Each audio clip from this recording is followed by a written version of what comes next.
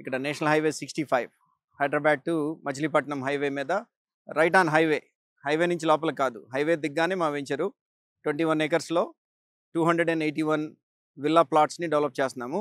So మేము పెట్టిన price point దీంట్లో ఇన్వెస్ట్ చేసిన వాళ్ళకి నేను కాన్ఫిడెంట్గా చెప్పగలను, నా వెంచరు కంప్లీట్ అయ్యే లోపు, అంటే నేను ఇంకొక 6 to 9 monthsలో నా వెంచర్ మొత్తం కంప్లీట్ అవుద్ది అని అనుకుంటున్నాను. మినిమం 40% ఎప్రిసియేషన్ అనేది కస్టమర్కి వస్తుంది.